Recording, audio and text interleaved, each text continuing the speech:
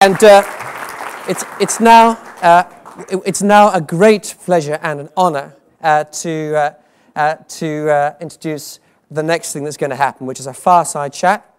And we have Eric Schmidt, the CEO of Google here, who is going to be in conversation with John Micklethwait, who is the editor of The Economist, which I think most people would regard as the leading financial source of information in the world today, and mandatory reading for just about every board member of every multinational institution in the whole world. So would you like to welcome our two next guests to the panel? Thank you very much. Thank you. Thank you.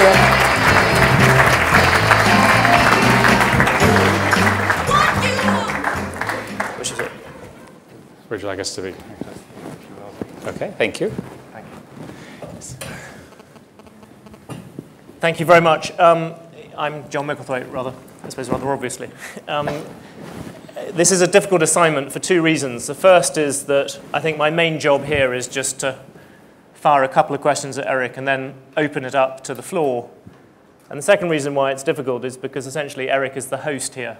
And my role, for better or worse, is to be a kind of awkward dinner party guest who comes along and asks questions. I had some questions about my subscription to The Economist. Strangely, that's not in the script. But I thought I'd ask one, hopefully, awkward question about Google, and then one perhaps slightly pretentious one about the more general, wider world. On Google, I wondered what keeps you awake at night, what you regard as the biggest threat. And in order to push you a bit further on that, do you think of it in terms of a new competitor, a change in the landscape, Google looking for more revenue outside just search advertising? Or do you see it in a change in the medium with maybe things like content changing, maybe the legal environment for content changing? Or do you see it on that old chestnut about reputation and Google as the new Microsoft or whatever? I think the answer is sort of yes. First, I want to thank everybody for coming. Your time is very valuable. I think this is the finest assemblage of leaders that we have ever had at Google. And I think it's a credit to both yourselves and the partnerships in many cases you've been able to do in the internet that you're here. To answer your question, the things that I worry about are mostly internal. They're mostly about growth and scale and globalizing the company. We're beginning to see significant issues about our role in the world. So, for example, concerns by governments about our policies and so forth. And many of these are things which, if you assume that information is very important and the right information at the right time is even more important, means that people have a significant stake in the outcome. So we've modified our policies. We've tried to be more transparent. We're trying to be clear as to how we sort all those out. But looking forward, I think the great challenges at Google have to do as much with how information is used, what information is available, because we're getting very, very good at getting information to people, right now exactly on the device that they care about. Do you see any big change in terms of the move away from search as a revenue source? Well, we're certainly not moving away from search. In fact, one of the key messages in the last month or two for the company has been that we want people to get excited about all the new things that we're doing, but we want people to be very focused on the core business of the company, which is around essentially targeted textual advertising. The targeted textual advertising business, the core business of Google, has tremendous runway, if you will, lots and lots of expansion. Many industries have not yet fully taken advantage of the benefits of targeted advertising, people doing search online. And there's a lot of growth coming there. We are always, of course, inventing new things. Indeed, just to confuse things, last week we introduced a general new phrase for the company called search, ads, and apps, because we have enough interesting online applications that people are beginning to consume that we wanted to give them a proper place at the table. And of course, this past week, we announced a redesign of the Google homepage, which integrated search in a more fundamental way across multiple types, including video and other kinds of media. My bigger, pretentious question is about privacy and the law, something we were thinking about last week at The Economist. And I wanted to know what you thought were the areas where you think the government can go into Google and ask about information. What rights do you think the government should have in this area? And what rights do you think us as individuals should have? Google is subject to the laws in the countries that it operates in. Unfortunately, from a Google perspective, the laws are not all the same. It would be a lot easier if everybody had exactly the same policies. And we can debate whether that'd be a good thing for society as a whole. But from our perspective, it makes our operating structure very, very complicated. And it's going to get more complicated as online video takes on, because online video is a very, very powerful medium. And the tremendous success of YouTube that I think Chad was talking about and that everybody sees every day will bring many of these challenges right to the forefront. The way we have approached this is we've taken the position of, one, we are absolutely subject to the law, and two, people can disagree over some of the details of the law. And in a properly functioning democracy, the way those disagreements are played out, there's a charge and a countercharge and a lawsuit and so forth and a subpoena, and you can fight those. And indeed, in the United States, an over-aggressive prosecutor actually gave us a subpoena that would, in our opinion, have violated the rights of many of our searchers for an unrelated reason. So we indeed did fight that, and one of the great things about the American judicial system is that a judge agreed with us and ordered a limitation in that search. Excuse the pun. And so the effect of that was that we ended up with a perfectly reasonable outcome. We've recently, in YouTube's case, had a couple of governments decide that content that was on YouTube was illegal under their law.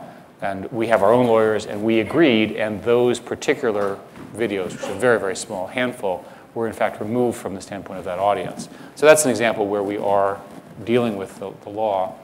With respect to privacy, each country will have a different cultural answer. In the United States, there's a law called the Patriot Act, which many people, including myself, are not supportive. But it is, however, the law of the country. And so we are subject to that. And if we do get a subpoena, we have to follow it. But do you think of yourself as needing a standard beyond the law? Do you have an internal standard which goes all the way across the organisation, or do you just have to follow the local laws where they are? I saw you changed your standards about privacy a bit last week. Or you said privacy in which case? I think in terms of the information that you can keep about people, in terms of different question.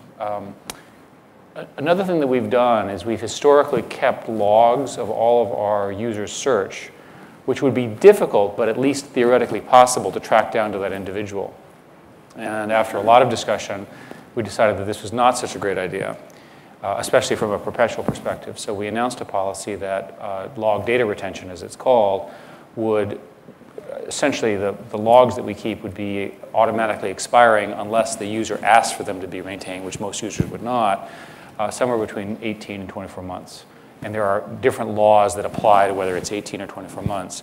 But the sum of that, we think, is a proper balance of interest in our judgment between the government's right to know what people are doing versus the right of people's individual privacy. And it seems like democracies are ultimately coming to the same conclusion. But it's a very interesting question that new technologies create new legal problems. And computers can know everything, they can track you, they can invade your privacy. Where is that line? Google is one of the companies that's facing those challenges. This is a good example of how we came up with a good and I think clear answer on that. Maybe I can throw it open to the audience. Any questions from a bunch? You're all much politer. Sorry, there's one. You could stand up and ask. Sorry, there you are. Today, all of Google's success has been based on use of algorithms. Whereas now, today we hear a lot about wisdom of crowds and communities, etc. And there's a lot of discussion around social search and peer-based search. What do you think of that area of development? Where do you see Google within that landscape going forward? So to repeat the question for people who could not hear, the question had to do with non-algorithmic search and whether some of these new social communities that have search embedded in them will become an important component. A couple of comments about the new social communities. They really are happening. And it's worth saying that to an audience of people who do not look like they're 20 years old. There's this enormous explosion of people who are spending their lives online. In Europe, there's a leading company. In the United States, there are a couple of leading companies in various other countries. And there's no single global standard for various reasons. It's a very real phenomenon. There's a tremendous amount of traffic associated with these communities. And in those communities, people do search. Our approach is to offer Google search to those communities, because we think people who are embedded in those communities will need the kind of algorithmic search that Google offers.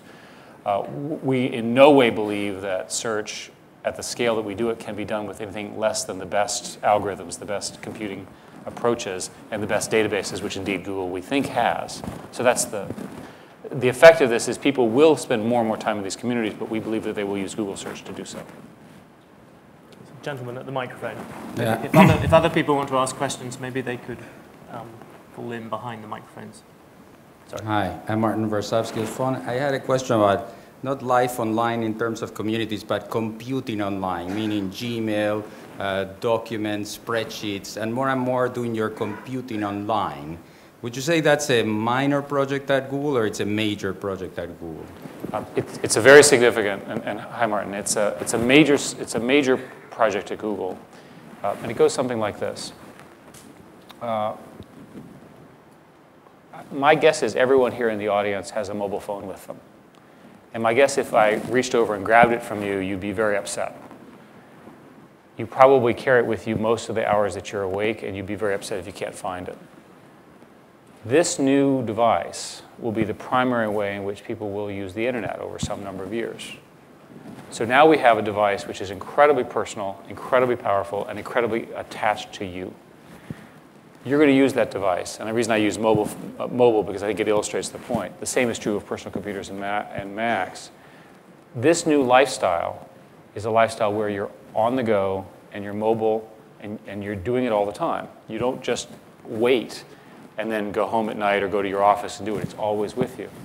The architecture that Google is based on, which is this cloud computing model, where we have very, very powerful servers that are managed by professionals, and you have this powerful browser that allows you to get access to these applications, is a transformative one. It is the new model of computer architectures. It's funny that we've been talking about this in the industry for 15 or 20 years. And 15 or 20 years ago, we said pretty much the same things. The difference is we did not have the networks. We did not have the mobile phones. We did not have the computing power. We did not have all the services. So it used to be that you'd have to put all this on your personal computer, and when you dropped your personal computer, you would lose all your information. Well, now you can keep all that information in the cloud computing model on Google and others, and then you can and then you can sort of find it when you drop your computer, and everything is fine. It's such a better model. The applications that you're referring to are really just the beginning. And if you think about most of the common applications, they're going to work better when they're managed by a company like Google, and you can access them from any device, whether it's your mobile phone, your PC, your Mac, or the many other computing devices that you'll be having over the next few years. I saw the other day you were quoted as saying on the future that you said mobile, mobile, mobile. Yeah. I wonder what you saw as the biggest barrier to stopping that. Well, the math on mobile is very interesting. Of course, with a European audience, I don't need to tell you because the European mobile penetration is so very high. There are roughly 2.1 billion mobile phones. There are somewhere 2.1, 2.2 billion. The growth rate for mobile phones is faster than that of the PC industry. So not only are there a larger number, but it's also growing more quickly. There'll be more than 1 billion new mobile phone users in the next 3 to 4 years created. 1 billion people coming into this world. And for the majority of those people, it will be their first computing experience. It will not be a personal computer going into a mobile phone like for most of us. Historically, the basic problem with mobile phones is that our fingers haven't changed in 10,000 years. And people are sort of struggling with the problem of finger size. And the conclusion is these complicated devices that are really remarkable, which have keyboards, other kinds of input, and very, very powerful screens. There are a number of such devices coming, and I think in the next year we'll have forgotten what it was like not to have one of these devices with us, certainly among the professional class globally. The issues on those devices then, aside from form factor, have to do with getting the applications to them, getting the right applications architecture and so forth, and we've done that. Right? Other companies are doing that. So this year is the year where that really, really happens. Thank you, Nat.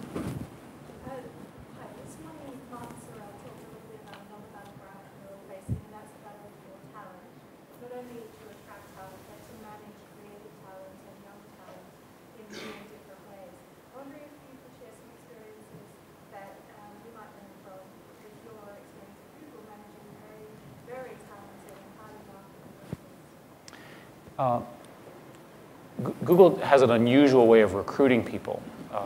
They searched for a CEO for 16 months, Larry and Sergey, And each candidate had to spend a weekend with them doing something. One had to go skiing with them. I, of course, refused.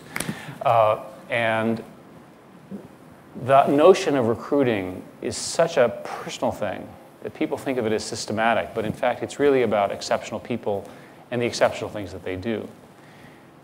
A suggestion here is that when you think about hiring somebody, try to hire somebody who is very interesting. Somebody, we call this the LAX airport test, which is the Los Angeles airport. If you were stuck in the airport for 6 hours with these people, would you actually survive? And the kind of person who passes the LAX airport test, sorry about the Los Angelinos here, the solution to that are finding people who have a broad range of interests and who are accomplished. So we hired a rocket scientist who had gotten bored with trying to launch rockets and wanted to work at Google. We hired a neuroscientist who had decided that it was too dangerous to operate and wanted to work on computers. Our VP of engineering was an astrophysicist who, in his spare time, and since retired to go pursue it full-time, was a brilliant, brilliant person. Hiring is really about finding people who have a broad range of interests and who can really deal with the unexpected challenges ahead. One way to think about risk is that the best way to manage risk is to have the smartest people working on the problem. The smartest people are going to be the ones who are the most creative and the ones who have the most interesting new insights. So operationally, the question is then how do you operationalize that? And of course, it started with the founders and the first management team, and sort of the group dynamics.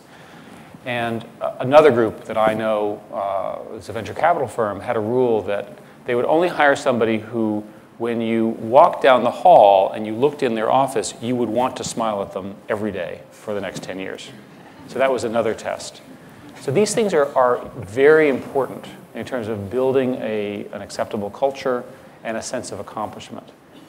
You want to find people who have a great sense of what the world could be like, and then you want to get them in roles where they can do that.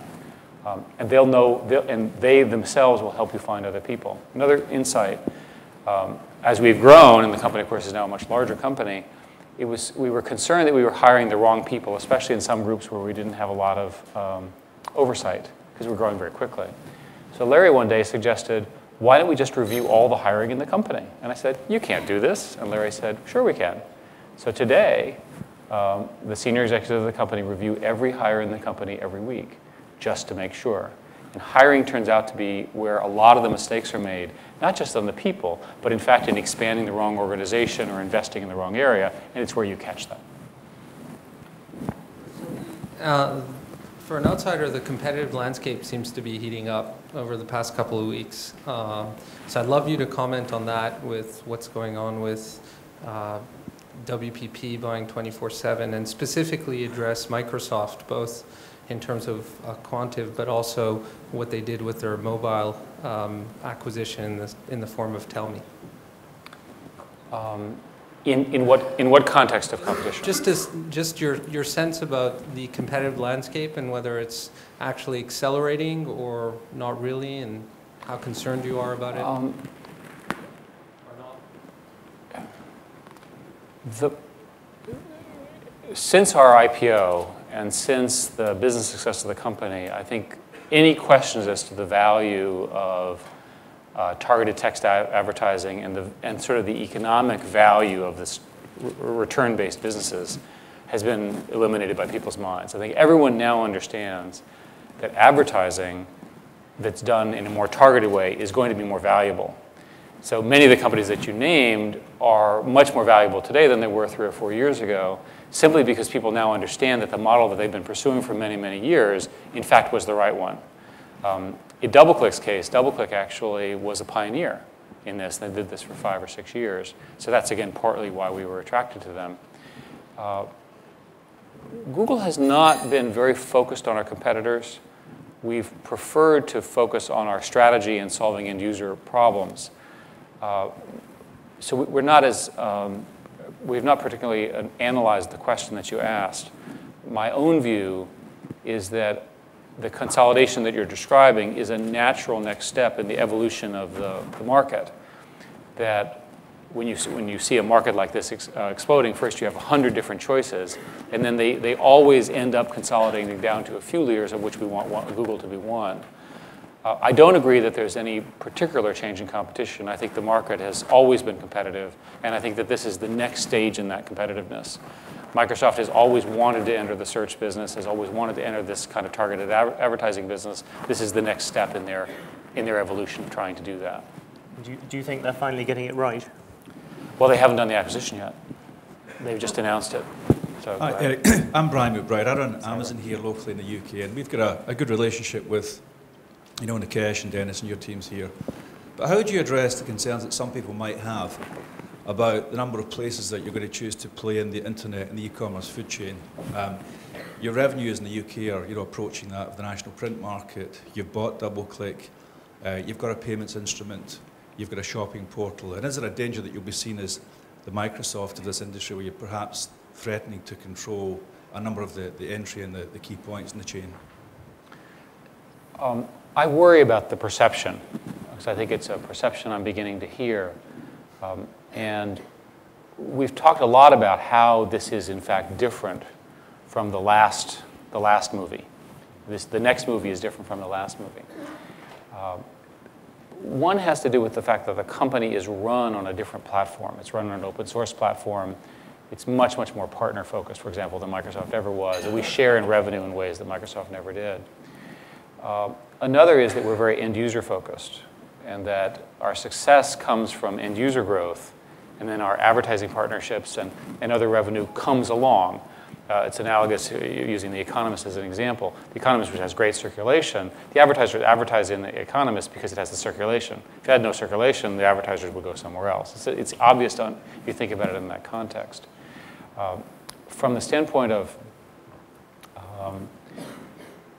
growth and impact, we believe that the policies that we've put in place, which are focusing on end users, protecting people's privacy, we have another commitment we make for end users, which is not to trap their data. If you become dissatisfied with the Google product, we won't prevent you from moving your information. We believe the sum of that is a very different story and a good story from an end user perspective. And end users can always choose another solution. And in that case, I think we're proud of that strategy, and we think that whatever the outcome there is a good outcome.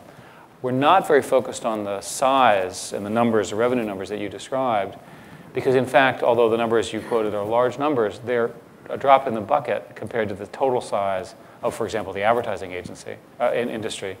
And advertising agencies will become an increasingly larger portion of that, because we'll need the agencies as our partners to offer this complex, variegated set of services to all of those different communities.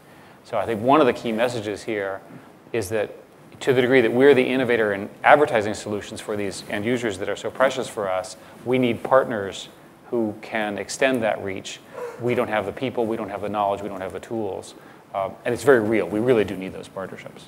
Again, many of those partners are here in the room and have spoken today and tomorrow. Thank you. Hi. Mr. Schmidt, it's Marco Argenti from Dada. It's an Italian company. Hi. Just going to ask you to bear with me for a few seconds while I go through my language barrier. When I was installing the latest version of the Google desktop search, I noticed that while searching my email, you can now actually view the entire email by clicking the plus button, and something pops out, and basically I now find that 90% of my searches for emails, also in terms of reading the content, don't require me to go to the actual email client, which is possibly something that it's a result that you wanted to achieve. So what I thought, if you translate that to web search, I thought if one day you decide maybe to put a little plus button, which allows you in the same way to actually see your cache result of the web page within the search itself. There might be a scenario in which maybe most people will actually conclude their search right there without ever touching the destination site. Which, of course, if someone wants to take this scenario to the extreme, there might be that the only traffic that we ever get as a publisher is the Google crawler, the Google crawler, right? So I just wanted you to comment on that, and if you think that could be like a tool in your hand to sort of control the traffic that goes directly towards sites. Thank you. I understand the scenario that you're painting. I think there's a number of assumptions there. One, that particular user interface will become popular. Two, that we would somehow mask the traffic and that people would in fact not come, and therefore you wouldn't see the traffic. There's a relatively simple solution, which is for us to simply send you through some new protocol all the information that you need to understand how your content and advertising and so forth is being used. We have no reason to withhold that information from you.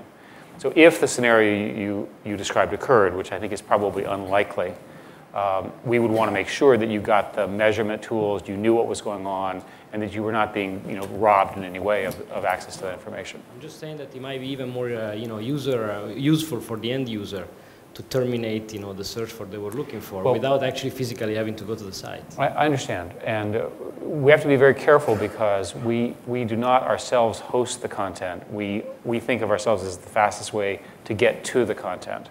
So if we can make that connection faster, that's great, but we don't want to somehow prevent that traffic coming from you. So I think, again, it's an unlikely scenario, but in that scenario, we would want to make sure that you had the necessary tools to understand what had happened. Hello. Do you see auction-based models as being the future standard of how to sell space in other medias? Second price auctions, which is what we use, which is known as a Vickrey auction, are the most efficient pricing mechanisms for dynamic markets. There are advertising markets where it's not obvious how you would do the auction, but we will try to apply an auction as much as we can. So we use two techniques at Google. One is we use targeting, and there's some models that are more targetable than others. For example, radio is hard to target to the car because we cannot address each radio independently. However, we can address small areas, which are a collection of cars driving around, or houses that have radios on. So that's an example where there's a limit to the technology, but we'll take the technology as far as we can. With respect to auction-based advertising pricing, it does produce the most efficient prices. So we'll try as best we can for the inventory, for example, that we're purchasing in television ads and so forth. We'll see if it works. A story for you all is that today we have a multi-billion-dollar business called AdSense for Content. And today the partners share in revenue for the content. We show ads on their content. So it's the inverse of what we normally do. So essentially they produce the content, we show ads on it. In order to get the deal started, we had to have some inventory. So Sergey walks in and says, I need $1 million. I'm going to go buy all this content. And I said, no. And so 2 weeks later, he comes in and said, well, I bought $1.5 million. And I said, how does that equate to no? He said, well, you'll be happy with this. And the reason I tell you the story is that $1.5 million of inventory then allowed us to build the measurement system and the auction system that is now producing this multi-billion-dollar business, the majority of which goes to the content partners, not to Google. I wonder if I can ask you a selfish question for my own industries. What future do you see for newspapers? I mean, you're often cited as one of the people who are taking away their business. What happens in the long term to media, the old media, as I believe we're sometimes known? Well, there are many different kinds of, quote, old or traditional media. And their fates are different and they're also in the hands of the people who are running them, of course. Newspapers, which is one you asked about, are in many ways in the most difficult situation, simply because of the rough economics. In the United States, I don't know the European numbers, it's been a roughly 16% drop in circulation in the last 15 years. So their user base, if you will, is declining on a circulation basis. And while they have built very, very successful digital websites, the digital websites' traffic and the monetization of those has not made up for the loss in circulation, especially when you add in the Yellow Pages. And Yellow Pages turned out to be a very significant component of advertising revenue for these newspapers. So this is leading to a set of consolidation, and we should expect more consolidation. Unfortunately, we're trying to do a number of things. The most important thing we're trying to do is we've built a product called Google Print, which is an advertising product that takes, I think the numbers are 70 advertisers and 100 newspapers, or maybe it's the other way around. And we basically have created an auction-based market for collecting ads and then shipping them out to try to get more revenue to the newspapers. And because we have such large advertiser reach, we believe advertisers will also want to do targeted ads inside the newspapers. So that's an area where maybe we could help. The long-term restructuring of the newspaper industry is probably a bad thing. It probably reduces voices. It probably affects economics. And I think it's very unwelcome. And I think anything that Google and other companies can do to increase their monetization, better ad tools, better monetization of the digital sites is a good thing for the world. One of the problems for the media industry is that digital advertising comes in so much cheaper than the print version. Do you see that ever evening out? It could. You're exactly right that the ads that you get in the digital format do not today monetize on a view basis at the same level as the ads that they're replacing from the lost circulation.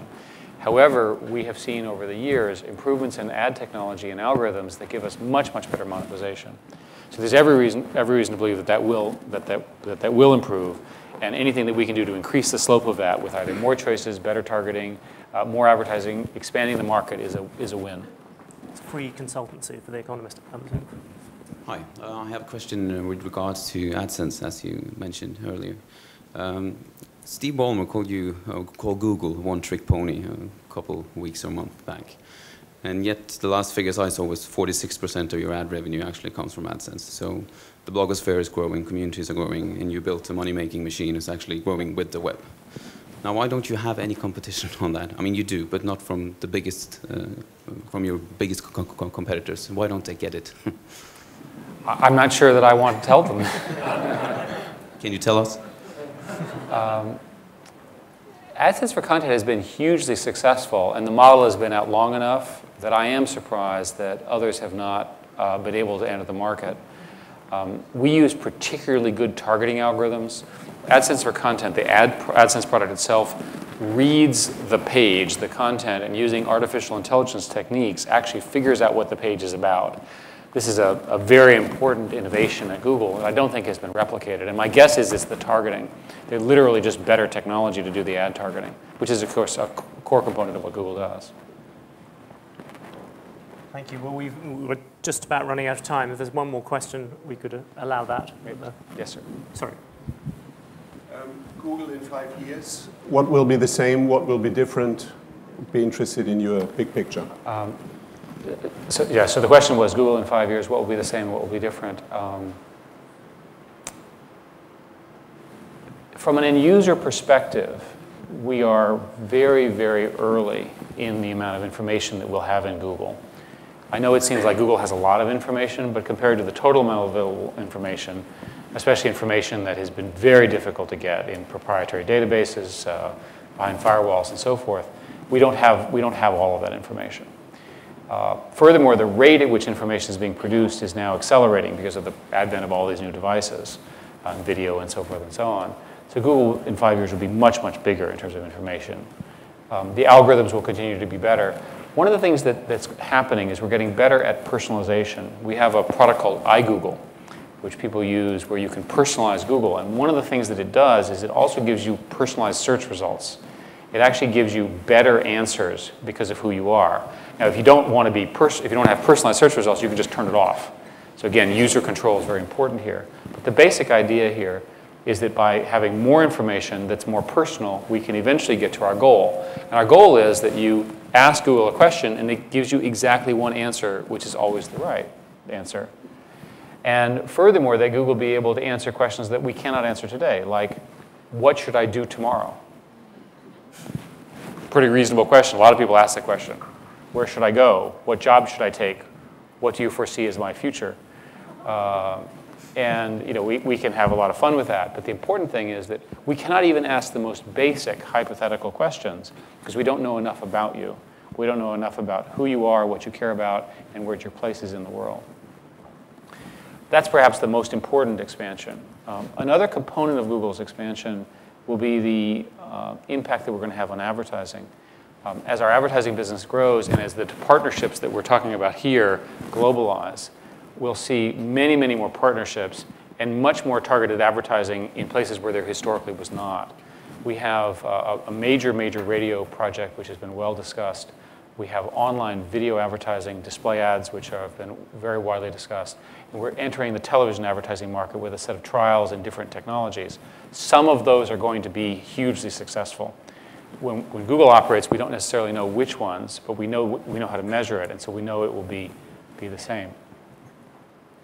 And in many ways, I think Google will remain the same in that Google represents, at least to me, in addition to a great company, a fun place to work and a place where an awful lot of innovation will continue to occur. I think that the core innovation that we have, the way we run the company, the kind of people we attract, the kind of partners that we attract, the fact that you all were willing to spend so much time here, indicates that we can be a part of your future, that we can be a part of solving some of the interesting world problems. And I think the most important thing about Google's mission is that information is important. Getting the right information to the right person globally is an important calling for all of us to participate in. So with that, thank you all very much for the questions, and thank Eric particularly. Thank you. Thank you very much. And on time.